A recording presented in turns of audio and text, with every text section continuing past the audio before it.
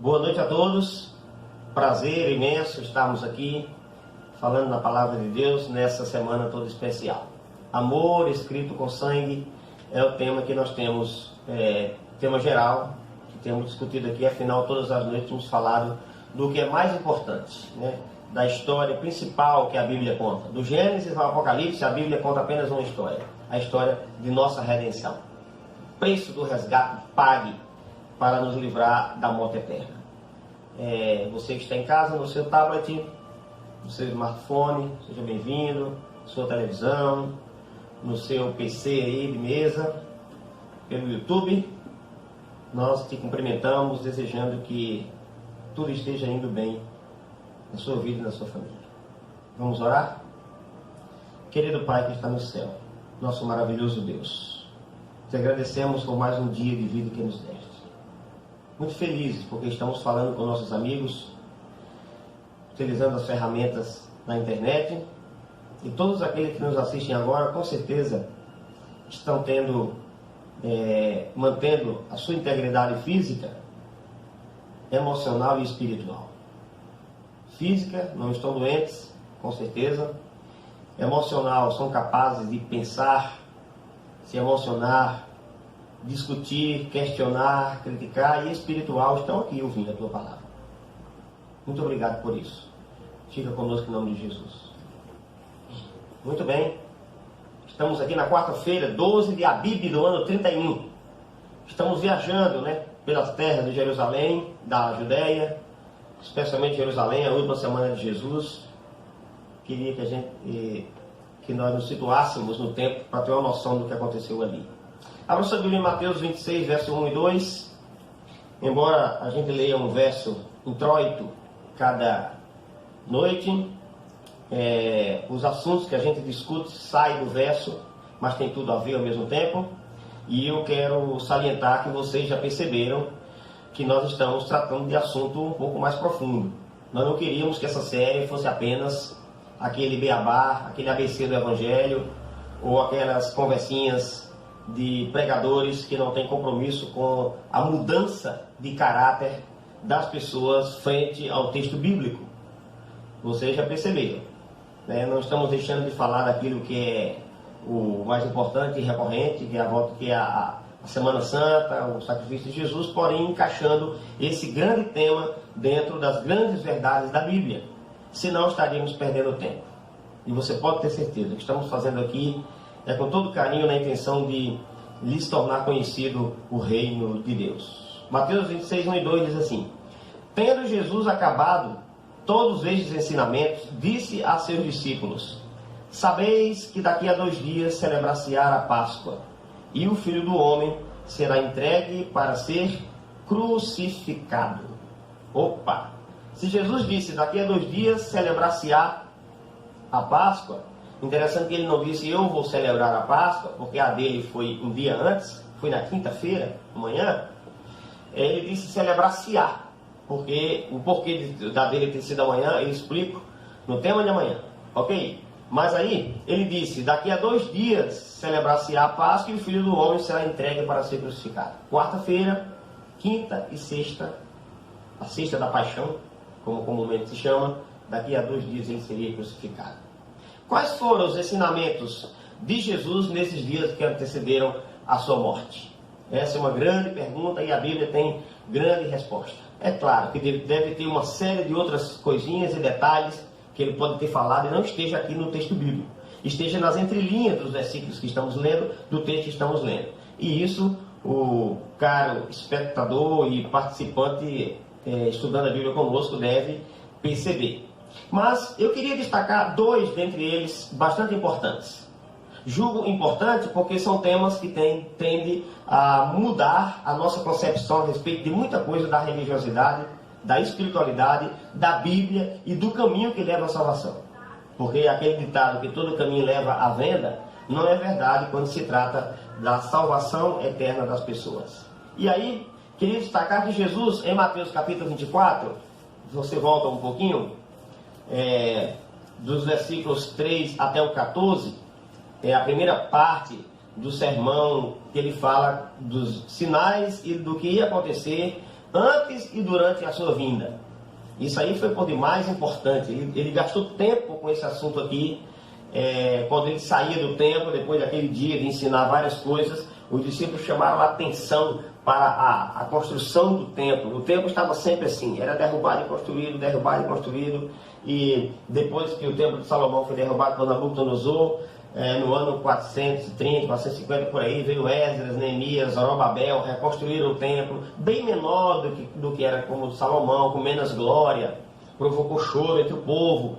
Mas aí o profeta disse a Ageu: a glória do segundo templo será maior do que a do primeiro. Vocês estão chorando porque o templo de Salomão era magnificente e esse aqui é menos, mas esse aí vai ser mais glorioso que o de Salomão, porque nele vai entrar, vai pisar o desejado de todas as nações. Ageu se referia a Jesus. Nele, nesse templo aí, Jesus em pessoa, física, em carne, o verbo se fez carne e habitou entre nós. Ele vai pisar e vai entrar nesse templo. Ele, Jesus, é o desejado de todas as nações.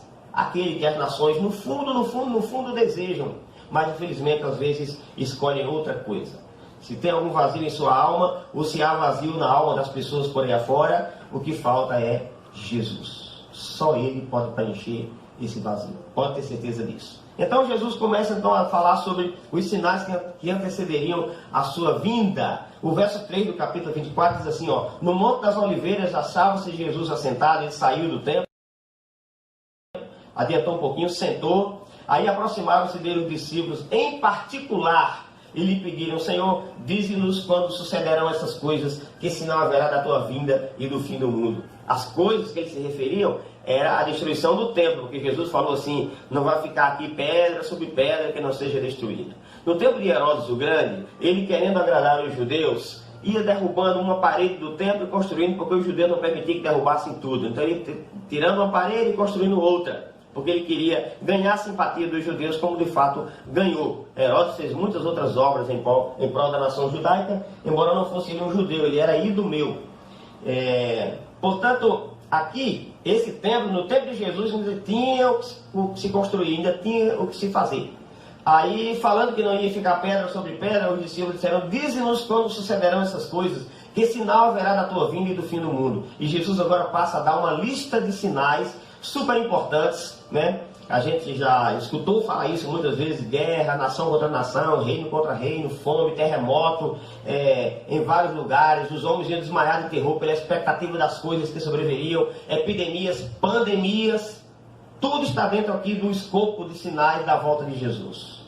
E alguém pode dizer: mas isso aí há muito tempo tem acontecido, desde quando o mundo é mundo. Sim, mas nunca nessa escala, nesse grau, de forma tão simultânea, entendeu? E com tanta intensidade. E fora isso, outros sinais também se juntam a ele para evidenciar a breve volta de Jesus a essa terra. E Jesus falou uma coisa interessante. Dentre os sinais que ele falou, ele destacou um deles, e ele começou com ele, portanto ele é o mais importante. Segundo, no meio aqui, ele voltou a falar nele, ele repetiu, e mais adiante ele predisse. 3 vezes ele falou do mesmo sinal. Os outros ele falou apenas uma vez, mas desse aqui ele falou 3. Olha, e isso é interessante. Vamos lá? Olha aí o que diz o versículo 4 e 5. E ele lhes respondeu, Mateus 24, 4 e 5. Vede que ninguém vos engane, porque virão muitos em meu nome, dizendo: eu sou o Cristo, e enganarão a muitos. Quando ele diz: viram muitos em meu nome dizendo eu sou o Cristo, não era apenas alguém dizendo que era Jesus, que queria ser como ele. Não, é toda uma doutrina, todo um ensinamento que parece ser de Cristo, mas não é. Então Jesus chama a atenção para esse primeiro ponto: falsos profetas, falsos ensinos. Esse é o maior sinal da sua vinda. Eu não quero absolutamente magoar ninguém quando trato de alguma doutrina aqui que outras religiões praticam. Não tenho interesse em magoar ou machucar a vida pessoal e nem denegrir nenhuma denominação. Isso eu quero deixar claro. Mas verdades, isso eu também não posso esconder. Estudar, analisar, debater, criticar, fazer você ter fome e sede de conhecer a Bíblia, comparando com a religiosidade, isso é meu dever fazer. E você já percebeu que nós temos feito. Não só reavaliar a religião, como reavaliar sua vida pessoal com Deus, se você está de acordo com a palavra de Deus. Quando ele vai falando desses sinais, ele chega mais embaixo um pouquinho aqui no verso 11 e repete: Levantar-se-ão muitos falsos profetas e enganarão a muitos. Eu não preciso lhe dar prova nem citar nomes. Basta você ir zapeando, né, com o controle remoto os canais da sua televisão, e você vai perceber que muitos estão enganados. Que muitos lotam templos, estádios, igrejas, seguindo conceitos que não estão aqui na palavra de Deus. E até coisas absurdas você pode escutar desses falsos profetas. Aí Jesus vai falando, e quando ele chega aqui no versículo 24, ele torna a dizer, olha lá, 24. Porque surgirão falsos cristos e falsos profetas, e aí agora ele intensifica o seu alerta, dizendo, operando grandes sinais e prodígios, para enganar, se possível, os próprios eleitos. Você percebe? Ele tocou nesse assunto aqui do falso ensino por 3 vezes no bloco, onde ele está falando sobre os sinais que antecederiam a sua vinda. Então esse assunto é muito importante. Ele começou com ele e voltou a mencionar, formando 3 vezes, chamando a atenção para a mesma coisa. É um assunto muito importante. Ele disse que iam fazer, esses falsos ensinadores, profetas, iam fazer grandes sinais e prodígios. E você pode ver isso aí. Há casos que são feitos, sinais e prodígios, por obra do próprio Satanás, o inimigo de Deus. E há casos que há uma imitação desses prodígios, que não são de verdade. E mesmo que prodígios tenham acontecido em determinados círculos religiosos ou condições, mas se não está de acordo com a palavra de Deus, sabe o que a Bíblia diz sobre o assunto, amigo? Escute, você está sentado aí? Então lá vai. Livro de Isaías, capítulo 8, versos 19 e 20. Ele diz assim, ó, à lei e ao testemunho. Se ele não falar segundo essa maneira, essa palavra, jamais verão a alva. À lei, os 5 livros de Moisés, e ao testemunho dos profetas, os demais livros do Velho Testamento. Ok? Se eles não falarem segundo essa palavra, se o que ele faz e pratica não está de acordo com essa palavra, pode operar milagre, pode falar a língua estranha, pode fazer descer fogo do céu, pode ter uma conversa bonita, pode ter uma teologia profunda, pode arrebanhar multidões, jamais verão a alva. É isso que a palavra de Deus diz. Por isso esse ensinamento é tão importante, e nós estamos entrando nessa área aqui, num momento como esse, estudando com vocês numa semana como esta, porque nós temos um compromisso com a palavra de Deus. Então, para ilustrar mais e mais esse assunto dos falsos ensinamentos que viria no fim dos dias, falsos ensinamentos tais que tem grupos religiosos que em nenhuma de suas doutrinas tem uma gota de verdade. Outras têm um pouquinho de verdade e depois entra para ensinamento humano e distorce totalmente o texto bíblico. E você sabe do que eu estou falando, porque você vê, observa e tem percepção para perceber isso diariamente. Mateus 24. Veja aí o versículo 15. Olha o que Jesus disse dentro desse mesmo assunto. 24:15.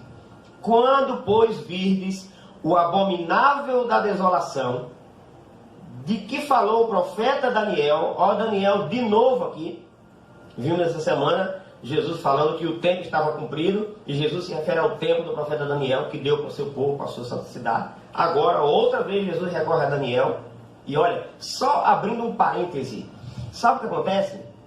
O livro de Daniel, importante nos dias de Jesus, mais importante em nossos dias. Por que mais importante em nossos dias? Porque quando você lê o livro do profeta Daniel, no capítulo 12, a ordem que ele recebe é a seguinte: Daniel, você vai descansar, vai dormir, porque a morte é um sono para quem aguarda a volta de Jesus, para quem é de Jesus.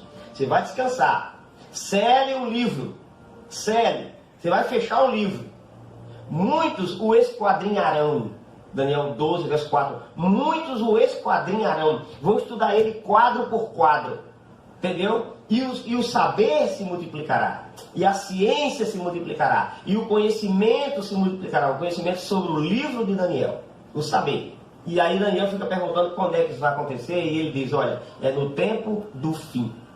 Opa! Então esse livro é mais importante para nós hoje do que foi no passado. Porque o que tem nele revelado se estende para os nossos dias, para o tempo do fim. Por isso Jesus voltou-se para ele também. Vamos repetir o texto? 24:15. Quando, pois, virdes o abominável da desolação, de que falou o profeta Daniel, no lugar santo, quem lê, entenda. Vamos parar por aí, você pode continuar lendo o texto, esse texto, embora muitos apliquem ele apenas à destruição de Jerusalém, que Deus tomou nos 70, no entanto, ele vai muito mais além. Porque Jesus está falando aqui no verso 21, por exemplo, que nesse tempo da abominação desoladora, haveria grande tribulação, como desde o princípio do mundo até agora não tem havido e nem haverá jamais. Então Jesus não está falando de outro tempo, senão o nosso tempo. O tempo que estamos já vivendo, o princípio das dores, mas esperando vir essa grande tribulação. E por que essa tribulação não está no passado e sim no futuro? Porque quando você lê Mateus 24, 29, diz assim, ó: logo em seguida a tribulação daqueles dias, o sol escurecerá, a lua não dará sua claridade, as estrelas cairão no firmamento. E o verso 30, então, fazendo a ponte de ligação com o tempo de angústia aqui da tribulação, então aparecerá no céu o sinal do Filho do Homem. Então a tribulação está por vir. Então Jesus estava falando aqui, a respeito do profeta Daniel, ele estava apontando para o futuro e não para os dias dele. E aí ele fala aqui: quando você perceber a abominação desoladora no lugar santo do qual falou o profeta Daniel. Vamos dar uma olhadinha lá o que Daniel falou desse assunto? Vamos lá. Daniel. Bíblia. Deixemos que ela fale, que ela se explique, que ela possa nos propor o caminho da salvação. Daniel capítulo 11, quero ler com você o verso 28 e o verso 31. Daniel capítulo 11, 28 e 31. Vamos encaixá-lo dentro aqui dos ensinamentos da palavra de Deus. Ok? Então um homem viu, verso 28, tornará para a sua terra. Então o homem viu, tornará para a sua terra com grande riqueza, e o seu coração será contra a santa aliança. Vá observando os detalhes do texto. Ok? É o detalhe que faz a diferença. Perceba. Se voltará contra a santa aliança, e ele fará o que lhe aprouver, e tornará para a sua terra. Homem viu que vai se voltar contra a santa aliança. Vá juntando os detalhes. Verso 31. Dele sairão forças que profanarão o santuário, a fortaleza nossa, e tirarão o sacrifício diário, estabelecendo a abominação desoladora. Olá, Jesus falando.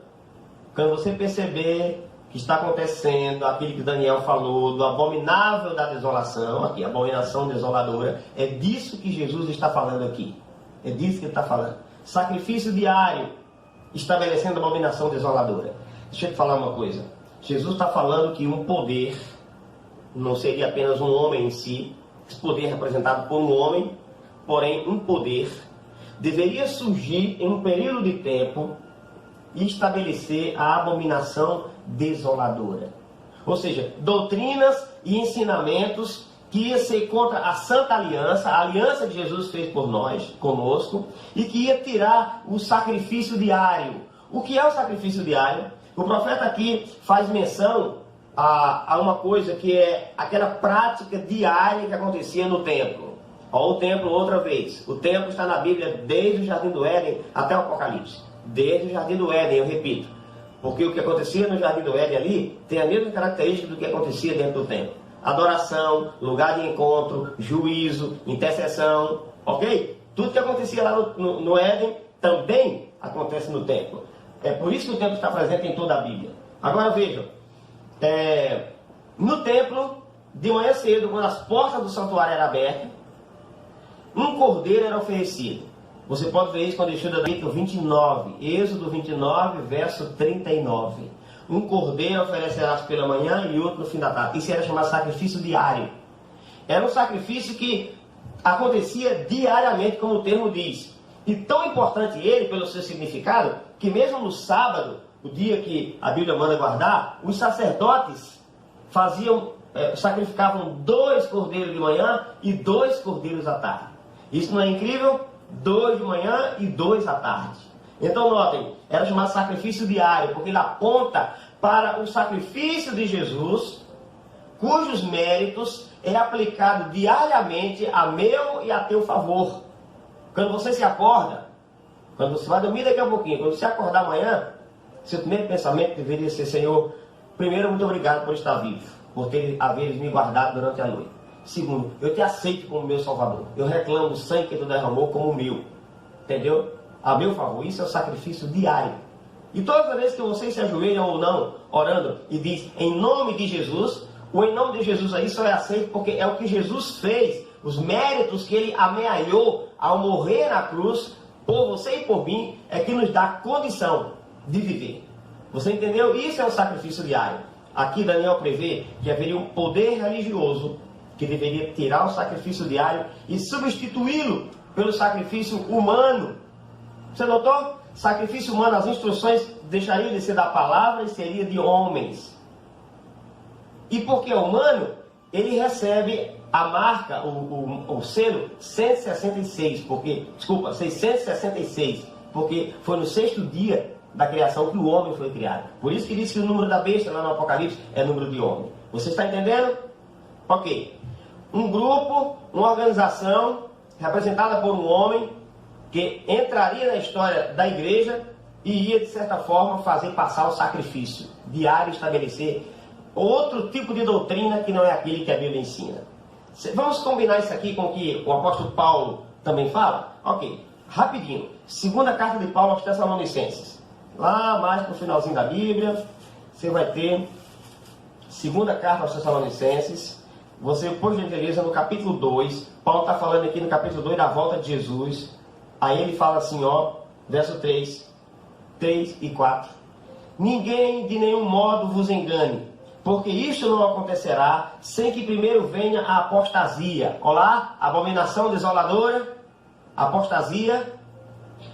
E seja revelado o homem da iniquidade. Olá, o homem vil, que vai ser contra a Santa Aliança, está fazendo o link, o filho da perdição. E reveja o versículo 4. O qual se levanta contra tudo que se chama Deus ou é objeto de culto, a ponto de assentar-se no santuário de Deus, ostentando como se fosse o próprio Deus.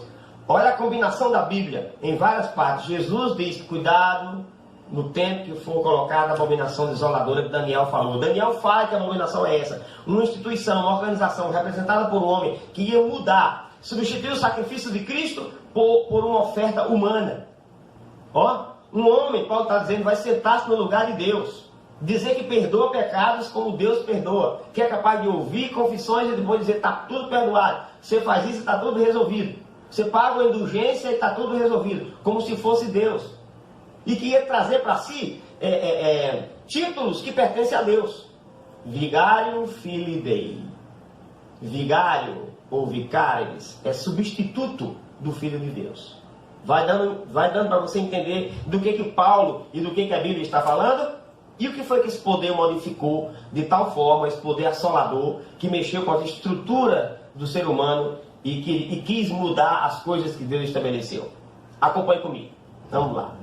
Eu estou falando não só desse poder, mas de todo o grupo religioso que não segue de acordo com a palavra de Deus. A quem a Bíblia diz que é Babilônia. É confusão religiosa. Pois é. Vamos lá. Orações pelos mortos. Veneração de anjos, santos, mortos e de imagem de escultura. Proibição de guardar o sábado trocando pelo domingo. Doutrina de purgatório, em que a pessoa fica ali por um tempo até depois entrar no céu. Intercessão dos santos e da Virgem Maria. A inquisição e venda de indulgência. O líder da igreja como substituto de Cristo na terra. A infalibilidade desse líder em conceito moral e de fé. A proibição da leitura da Bíblia, vão anotando aí, a tradição e um colégio de membros, uma comissão acima, são eles que interpretam ou que estão acima da Bíblia. O que mais? Livros que não foram escritos pelos apóstolos nem inspirados para confundir a mente das pessoas com ensinamentos que não são daqueles que estão no cânon da palavra de Deus. E outras coisas mais. O abominável da desolação. Enquanto a Bíblia propõe a palavra de Deus como vinho puro, vem o vinho que embriaga. Outras doutrinas. Enquanto a Bíblia fala de uma mulher pura como sendo a igreja de Deus, vem uma prostituta montada numa besta, tendo na mão o cálice das abominações. Vão fazendo a comparação. E aí, essa prostituta ia dar a beber a todos os reis da terra do vinho da sua prostituição. É por isso que às vezes as pessoas chegam para mim e perguntam, não é possível. Como é que você traz esse ensinamento que está falando aí, e o meu pastor, o meu líder, o meu chefe religioso, a quem a gente admira e fala tão bonito, como é que ele não conhece essas mesmas revelações que você tem feito e tem estudado? Calma, o texto diz que a prostituta ia embriagar. E o embriagado não é capaz de discernir todas as coisas. Estou pegando pesado? Não, estou revelando a verdade. Jesus disse, quando ouvides falar do abominável da desolação, eu não poderia ser diferente. Meus queridos irmãos, quando, por exemplo, essas doutrinas foi entrando na igreja cristã e ela foi apostatando, saindo daquilo que era o ideal de Deus, ela foi se misturando com esses ensinamentos pagãos e de repente nós temos uma Babilônia religiosa. Infelizmente, não era esse o plano de Deus. Não era esse o plano de Deus. Principalmente no período chamado Idade Média, em que os historiadores também dizem Idade das Trevas. Não era só das trevas espirituais, não era só das trevas morais e das trevas científicas da ciência, eram trevas espirituais também. Principalmente porque a palavra de Deus, ela foi deixada de lado. E uma vez deixada de lado, as trevas morais e espirituais tomaram de conta dos homens. Até que, graças a Deus, depois de um tempo, 2 tempos e metade de um tempo, 1260 anos, que envolve o período da Idade Média, chega o tempo do fim. 1798, tem um acontecimento que marca o tempo do fim e inicia uma revolução, um reavivamento baseado no estudo do livro de Daniel. E as pessoas começam a perceber que tem outro caminho a seguir. E a Bíblia começa a ser estudada. E de repente Gutenberg inventa a imprensa, e aí ele publica a Bíblia, e a Bíblia começou a circular, e a sociedade bíblica do mundo inteiro começaram a trazer a palavra de Deus, esclarecendo tudo que o povo não sabia, porque vivia em trevas espirituais. Havia se proibido a leitura da Bíblia. Um grupo, um colégio, era quem decidia o que era doutrina e o que não era. E o que ele decidisse estava acima da Bíblia, contrariando tudo aquilo que a palavra de Deus ensina. Resultado, o abominável da desolação foi estabelecido. Então, Jesus aproveita, depois de contar e nos alertar de tudo isso, naquele sermão, ele conta uma parábola para fechar. A parábola das 10 virgens. Estão lembrados? Mateus 25, do 1 a 13. Parábola das 10 virgens. O que ela quer dizer? Quando havia um casamento na terra de Israel, as virgens eram convidadas para acompanhar a noiva. E na celebração da noite, todas elas tinham que ter lamparinas e azeite para fazer arder suas lâmpadas, e quando o noivo chegasse para buscar a noiva, então as lâmpadas daquelas damas, daquelas virgens convidadas, estavam acesas. Elas levantavam a lâmpada um pouco acima da cabeça para refletir o seu rosto, o noivo saber quem eram elas e mandar entrar para as suas bodas de casamento. A Bíblia, na história de Jesus contou, na parábola, diz que tinham 10 virgens, 5 loucas e 5 prudentes. Dizem que ambos os grupos dormiram, espiritualmente falando. Mas as virgens prudentes, além de ter azeite em suas lâmpadas, tinha também uma vasilha com reserva de azeite, símbolo do Espírito Santo. E as virgens nécias não tinham essa reserva. Elas tinham algum tipo de azeite. A prova é que elas pedem assim, dá-lhe do vosso azeite, porque nossas lâmpadas estão se apagando. Então havia um pouco de azeite, ou seja, havia um pouco de compreensão da Bíblia. Havia um pouco de ensinamento de Deus. Mas não tinha tudo que era completo. Suas lâmpadas se apagaram. Porque não foram atenciosas ao ponto de se encherem da verdade, da palavra de Deus, do azeite, para manter a lâmpada da fé e da doutrina acesa. Aí o noivo chega e elas estão com a lâmpada apagada, e o noivo diz, eu não vos conheço. Essa parábola fala para mim e para você. Essa parábola ela é tão atual, e aliás é a parábola mais atual até mesmo do que as outras.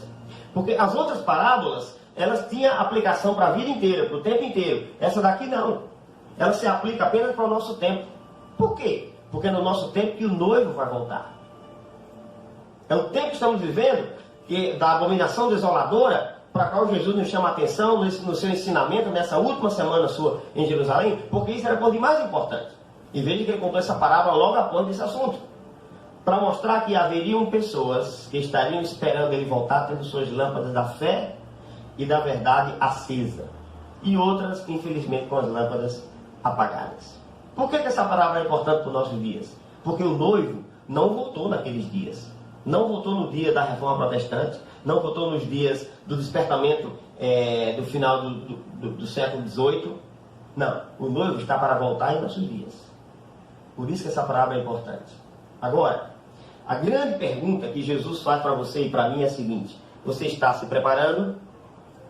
Está enchendo a lâmpada com azeite, com o Espírito Santo, com o conhecimento da palavra de Deus?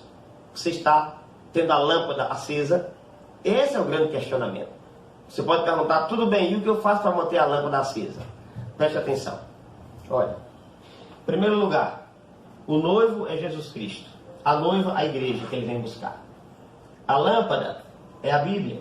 Lâmpada para os meus pés é a tua palavra. Luz para o meu caminho. Não é isso? A lâmpada é a Bíblia. O azeite é o Espírito Santo que nos dá a condição de entender a Bíblia. Sem ele, nós não temos como compreender a palavra de Deus. E finalmente, a meia-noite, a hora que o noivo chega. Meia-noite é exatamente o momento certo quando Jesus estará voltando a essa terra. Você está buscando a Deus? Você está cavando a Bíblia, descobrindo, questionando o que estamos falando aqui, examinando, para saber se as coisas são de fato assim.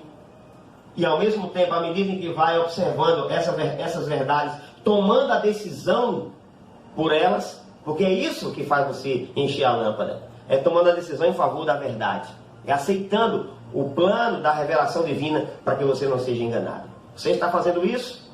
Meu querido, a gente está se aproximando do finalzinho dessa série. E eu quero dizer para você que o meu coração está muito feliz de saber que tem muita gente tomando essa decisão, aceitando Jesus como o Salvador e como o Senhor de sua vida. E tu? Já está em pé aí? Porque é em pé que a gente demonstra que quer servir a Deus. Eu poderia falar aqui os nomes de várias pessoas que eu conheço que estão nos assistindo. Muitas pessoas que, inclusive, não fora essa série, estaria em trevas em relação a tantos assuntos dos quais temos tocado. E também conheço outras que estão dizendo: eu discordo, eu quero saber mais, eu não concordo, isso não é assim, vamos nos aprofundar. É lógico, vamos voltar a nos aprofundar. Mas por enquanto, eu preciso que você tome a decisão de examinar tudo que temos falado e de decidir em favor da verdade. Sabe por quê? Porque está se aproximando a hora.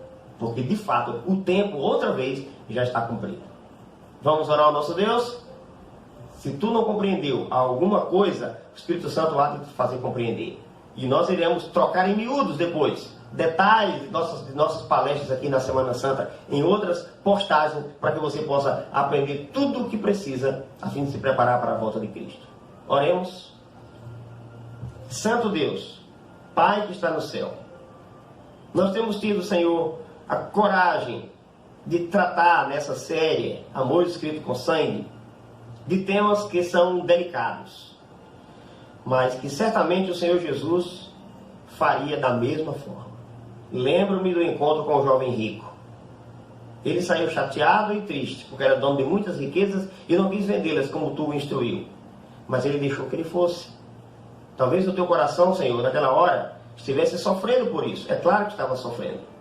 Mas o Senhor teve que dizer-lhe toda a verdade. Uma coisa te falta: vai, vende o que tens, dá aos pobres, depois vem e segue-me e terás um tesouro no céu. Certamente tu tinha um plano melhor para aquele rapaz. Agora, também não estamos escondendo verdades da Bíblia que precisam chegar no ouvido de todos os nossos estudantes da tua palavra, todos os que nos acompanham nessa série. Te peço que o teu Espírito Santo nos faça compreender.